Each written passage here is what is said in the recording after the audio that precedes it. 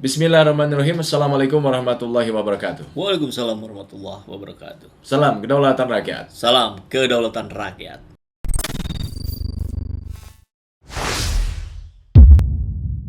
P3, Golkar, dan PAN menggelar silaturahmi nasional, kan? Ya, kemarin Meresmikan kali ya, meresmikan KIB.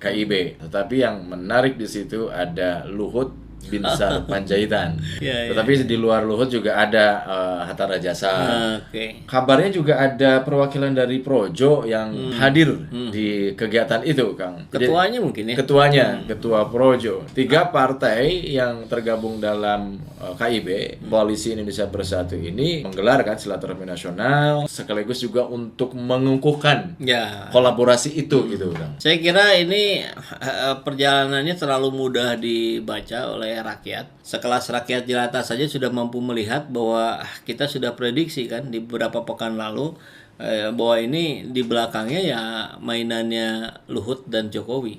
Dan ternyata hari ini terbukti ada Luhut di situ sebagai kingmaker dari 3 partai politik itu. Dan tentu kalau kita konfirmasi pasti jawabannya dibantah pasti. Nah, bantahannya juga sudah mudah terbaca. Oh, ini kan sebagai jajaran Golkar. Kan Luhut masih terdaftar sebagai orang penting sesepuh di Golkar. Makanya disandingkanlah di PAN dengan kedatangan Hatta Rajasa gitu sebagai tokoh penting di PAN. Nah, ini kan untuk mengaburkan kesan bahwa ini tetap koalisi 3 partai ini tetap bukan dikendalikan oleh Luhut Jokowi misalkan begitu. Padahal kita tahu persis sejauh mana pergerakan Pak Luhut Binsar Panjaitan selama menjabat menteri itu banyak sekali yang justru sama sekali tidak bersinggungan dengan kepentingan Golkar.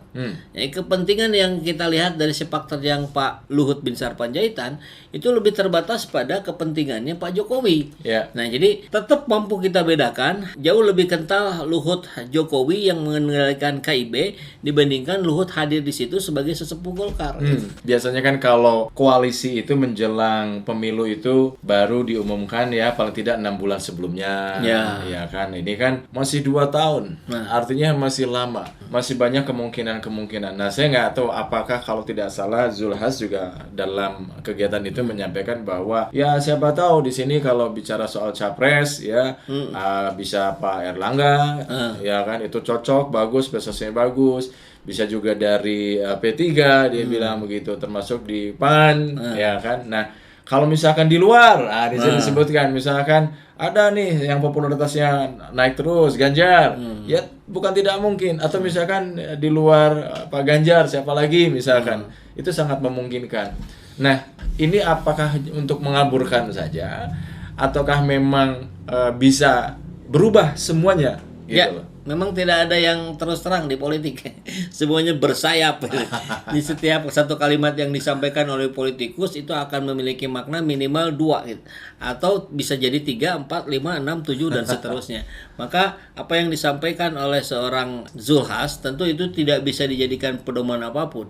Mudah kita lihat, kita membaca track recordnya saja bagaimana kedekatan mereka sejak awal yang menyampaikan ide tunda pemilu atau 3 periode itu juga kan kelompoknya mereka gitu kan, Golkar, PAN, P3. Itu gambaran yang jauh lebih jelas gitu dibandingkan basa-basi yang barusan disampaikan bahwa ini kita masih terbuka, bisa saja Erlangga, bisa saja Zulhas, bisa saja ketua P3 atau Ganjar atau Anies gitu. Padahal yang kuatnya itu ya udah jelas Ganjar gitu. Kita sebetulnya sih ya menyayangkan ya ketidak terus terangan para politikus kita hari ini, karena terlalu menunjukkan sikap-sikap yang pelin-pelan, mencela-mencele, dan tidak ada keteguhan sebuah prinsip yang dipegang. Walaupun balik lagi tadi, memang tidak ada juga kepastian di politik. Artinya, apakah sudah fix pasti mengusung Ganjar Pranowo? Tentu tidak juga. Kan Ganjar Pranowo ini masih ada waktu untuk diserang oleh lawan politiknya melalui Wadas, melalui EKTP, dan seterusnya. Kalau ini tergoyangkan posisi Ganjar, maka tentu Ganjar tidak akan menjadi pilihan KIB. Nah, dia akan mencari sosok lain. Bisa jadi mulai mendekati Anies Baswedan juga gitu. Cuman peta politik hari ini kan sudah mulai terbentuk. Dukungan terhadap Anies Baswedan ini datang dari calon koalisi partai PKS, Nasdem, dan Demokrat gitu. Yang paling kuatnya kan itu Anies AHY, dan itu senada dengan suara di akar rumput. Itu senada dengan suara rakyat gitu. Kemudian ada usulan yang konon katanya melibatkan Yusuf Kala dalam proses peminangan antara Anies Puan, maka Anies akan diusung oleh PDIP. Itu sesuatu yang bisa terjadi, sesuatu yang niscaya saja gitu. Walaupun gejolak di bawah ini akan makin riuh gitu. Sebagian kalangan pendukung Anies sudah oke, tidak ada masalah. Mereka sudah tutup mata siapa cawapresnya, yang penting presidennya Anies. Siapapun partai pendukungnya, yang penting presidennya Anies. Karena dengan menjadi presiden dia mempunyai kekuasaan yang sangat besar gitu untuk mempengaruhi kebijakan-kebijakan politik di negeri ini yang selama ini barangkali dianggap tidak memihak pada kepentingan rakyat, kemudian dibalikan pada kepentingan rakyat. Yang selama ini sangat terbuka pada kepentingan oligarki di zamannya Anies Baswedan kelak, itu yang akan ditutup, misalkan begitu gitu. Tapi sebagiannya lagi kan tidak bisa menerima PDIP, bahkan masa PDIP pun bisa jadi tidak bisa menerima masa pendukung Anies. Nah ini yang masih sangat kontra karena betul-betul berjauhan. Ini menjadi PR besar kalau pihak PDIP dan pihak sebagian relawan Anies ingin menyandingkannya. Tapi apakah mungkin ya kalau misalkan ternyata PDIP akhirnya memilih Ganjar gitu? Iya tadi ya, kalau balik lagi ke mungkin ya pasti mungkin. Tapi syaratnya ada tsunami politik dulu. Ada sebuah kekuatan besar yang mampu mendorong sebuah fakta dan data yang akurat bahwa seorang Puan Maharani itu sangat tidak layak untuk menjadi cawapres, apalagi capres gitu. Misalkan dimunculkannya lagi track record Puan Maharani yang tidak menunjukkan prestasi, atau malah Puan Maharani yang dianggap juga terlibat dalam bansosnya Juliari Batubara atau dalam EKTP juga gitu. Cuman masalahnya EKTP ini mengait ke dua-duanya, ke Ganjar ya, ke Puan Maharani ya. Maka tsunami politik sulit untuk terjadi.